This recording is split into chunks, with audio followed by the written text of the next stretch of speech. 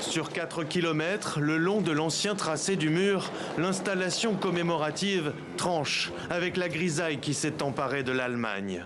Liberté, unité, démocratie. Les idéaux brandis sur ces pancartes voilà 35 ans résonnent dans ce pays où la coalition au pouvoir d'Olaf Scholz vient de voler en éclats. C'est dommage que ça arrive maintenant, mais on devrait tout de même célébrer la chute du mur. C'était particulièrement important pour les Berlinois, mais aussi pour ceux qui vivaient en Allemagne de l'Est. Le 9 novembre 1989, les premiers Allemands de l'Est passaient les postes frontières. Et en 24 heures, tombait le mur de Berlin, le mur de la honte, érigé près de 30 ans auparavant pour les empêcher de fuir la RDA soumise au régime soviétique.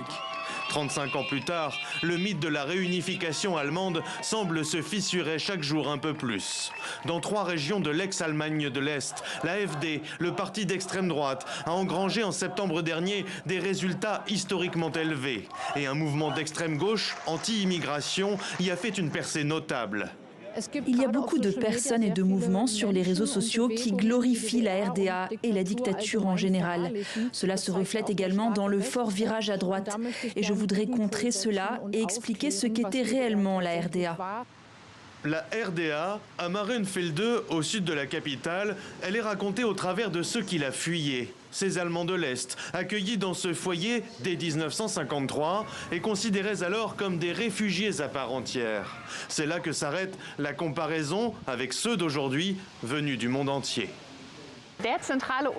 La grande différence, c'est que les personnes qui sont arrivées de la RDA et de Berlin-Est étaient des citoyens allemands. Ils pouvaient rester ici. Alors que les personnes qui arrivent aujourd'hui, il s'agit d'abord de clarifier, souvent dans le cadre de longues procédures, le statut qu'elles auront à la fin, si elles peuvent rester, si elles obtiennent leur titre de séjour.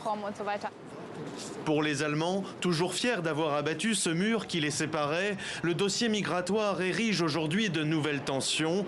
En septembre dernier, Berlin annonçait rétablir des contrôles à l'ensemble de ses frontières.